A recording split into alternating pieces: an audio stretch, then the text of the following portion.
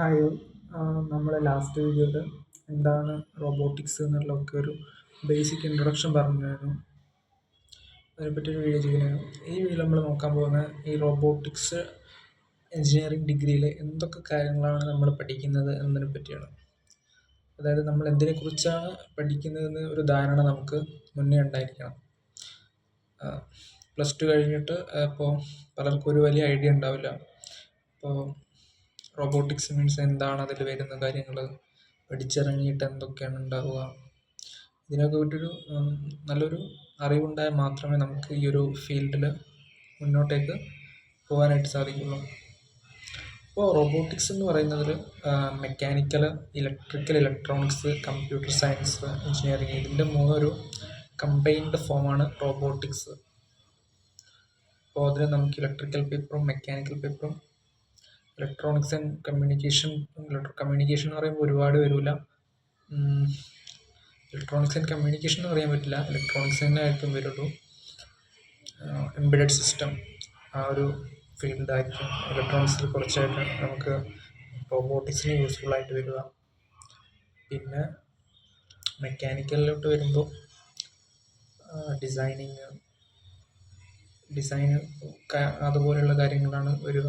ഇലക്ട്രിക്കലിലോട്ട് വരുമ്പോൾ electrical machines like Motors, റോബോട്ടിക്സിൽ ഏറ്റവും important ആണ് മോട്ടോഴ്സ്.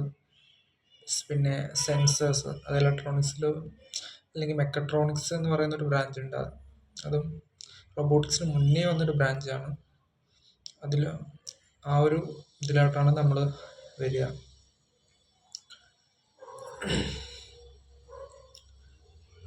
പിന്നെ സെൻസേഴ്സ് എന്ന് പറയുമ്പോൾ ടൈപ്പ് ഓഫ് സെൻസേഴ്സ്, അതിൻ്റെ വർക്കിംഗ്, ആ കാര്യങ്ങളൊക്കെയാണ് പിന്നെ വരിക. പിന്നെ കമ്പ്യൂട്ടർ സയൻസിലേക്ക് വരുമ്പോൾ കമ്പ്യൂട്ടർ സയൻസ് നമുക്ക് പ്രോഗ്രാമിംഗ് ലാംഗ്വേജ്, ബേസിക്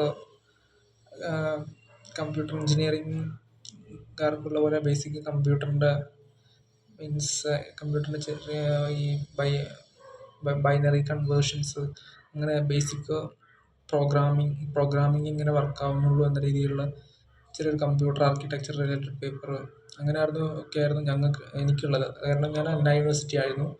ഓരോ യൂണിവേഴ്സിറ്റി അനുസരിച്ച് അതിന് മാറ്റങ്ങളുണ്ടാവും.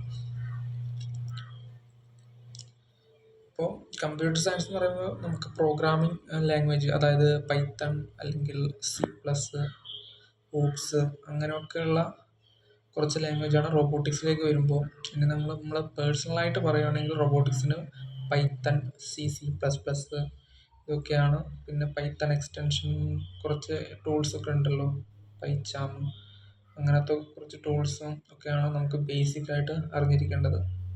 പിന്നെ ആർഡിനോ, ESP32, ഇതൊക്കെ നമ്മളൊരു പ്രൊജക്റ്റ് ബേസ്ഡ് വർക്ക് ചെയ്യുമ്പോൾ ഇതിലൊക്കെ നോളജ് ഉണ്ടായിരിക്കണം. അപ്പോൾ അത്രയും കാര്യങ്ങളാണ് ഈ വീഡിയോയിൽ നമുക്ക് പറയാനായിട്ടുള്ളത്.